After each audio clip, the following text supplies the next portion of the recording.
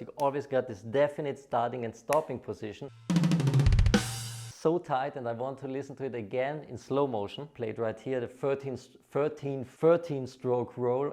His foot is not on the left pedal at the moment. Alrighty, drumming community, we are back with another Drum Teacher Reacts video, and today we're gonna watch a clip of Mr. Tim Young, Morbid Angel, performing the song Chapel of Ghouls. Today is gonna be more of a beginner lesson, so we're gonna talk about Tim Young's starting and stopping position when he's playing double bass, and we're gonna talk about his double bass control, because he's an extremely tight drummer and there's a short little hack or secret to that one, so we're gonna talk about that one today. Alrighty, let's start.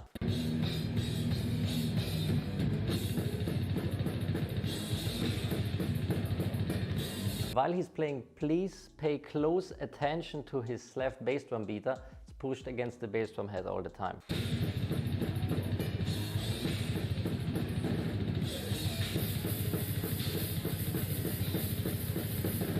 Right here you can see the bass drum beater, it's pushed against the bass drum head all the time. So each time when he's starting or when he's stopping a double bass pattern, his bass drum beater is always pushed that against the bass drum head. Alright, let's continue.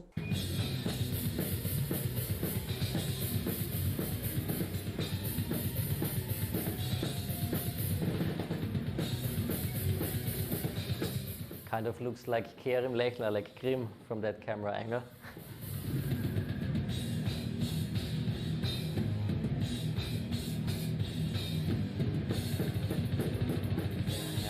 So this part right here where he's playing double bass is so extremely tight. So if you want to get to that level, actually there's no way around practicing at slower tempos, getting it 100% tight and then increasing the tempo. So if you want to work on your tightness, make sure that you start at a slow tempo until it's like perfectly executed and then increase the tempo. This double bass pattern at a slow tempo, it would sound something like this.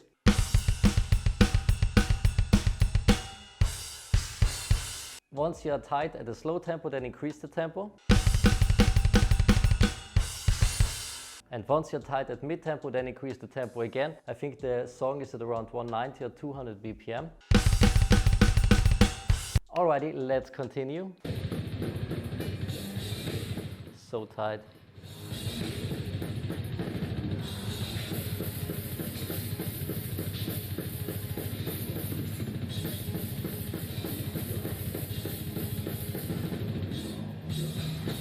Also the tom fills are extremely tight.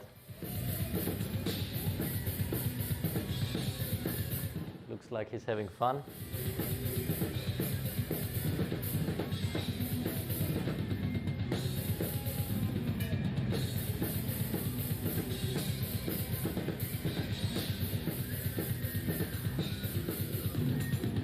Yep. I like the sound of that splash cymbal. I think he's using Sabian.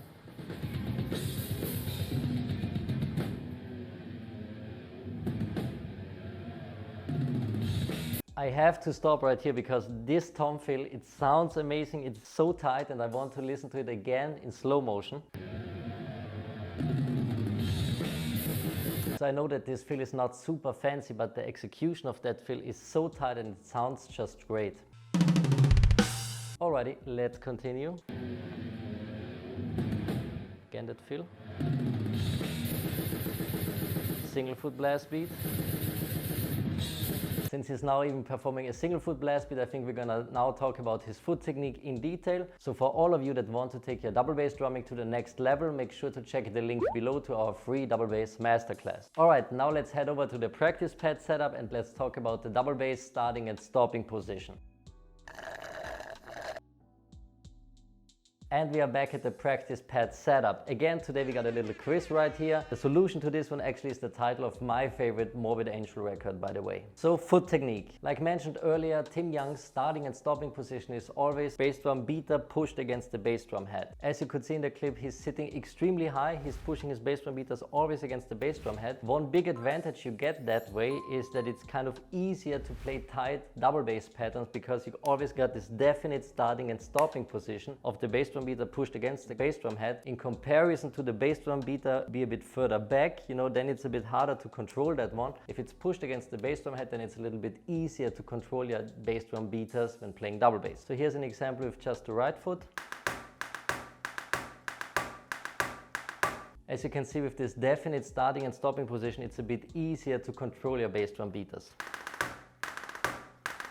If you also want to try that one out at home, make sure that you practice with each foot separately at first. I would recommend to start with your stronger foot at first, so in my case it's the right foot. An easy starting pattern would be groupings of 7, so 3, 4, 1, 2, 3, 4, 1.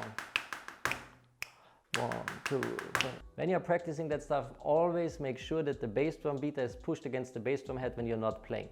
1, 2, 3, 4, 1, 2, 3, 4. So left foot looks something like this, 3, 4. And once you feel comfortable with left and right foot separately, then put them together to some double bass. Again, the same pattern, now both feet combined, 3, 4.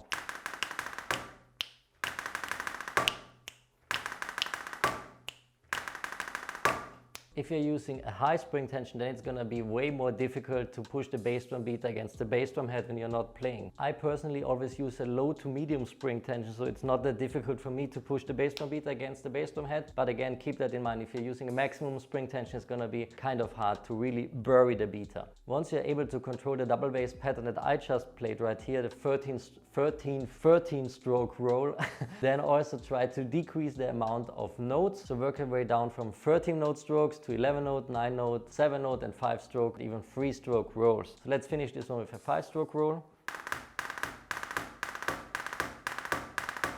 Alrighty, enough at the practice pads. Now let's get back to watching some Tim Young. Alright, Tim Young single foot blast beat.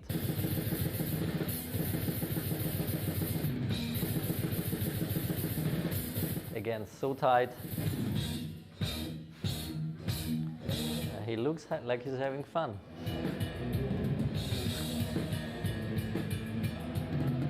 Time signature. 1, 2, 3, 4, 5, 6. 1, 2, 3, 4, 5, 6. Left foot on the hi-hat. 1, 2, 3, 4, 5, 6.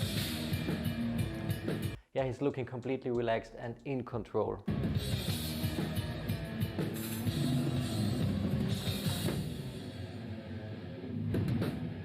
Time for a blast.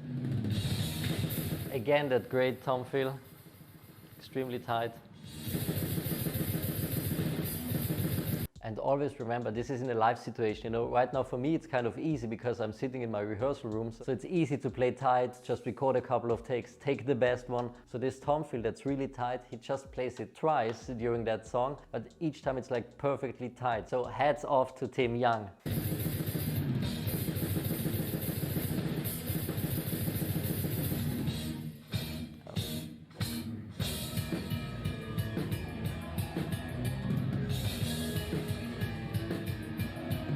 A last little detail about his pedal settings. Right here you can see with his left bass drum beater, when his foot is not on the left pedal at the moment, you can see it swinging back and forth, and actually he's not using a 45-degree beta angle, but it's like way smaller, so the bass drum beater is way closer to the bass drum head, around 30 degrees.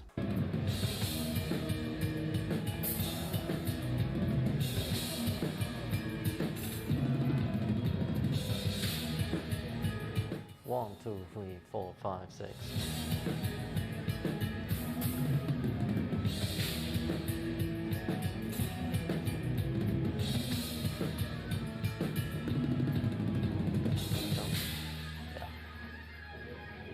Awesome drumming by Tim Young. I'm sure at one point in the future we're gonna go back to one of his videos, because with the left foot he's using a swivel for extremely high tempos, while with the right foot he's using an up and down sliding motion, but still everything single stroke. So that's really interesting. We're gonna talk about this one in a future video. So if you were able to solve our little quiz at the blackboard, then comment that word below. That's the title of my personal favorite Morbid Angel record. By the way, if you haven't listened to that record yet, then I would definitely recommend to do so. Just one of the best death metal albums of all time, in my opinion. And if you want to take your double bass drumming to the next level, sign up today and master double bass drumming finally. Alrighty, drumming community, that's it for today's video. I hope you're all having a great day. Cheers from Vienna. Bye bye.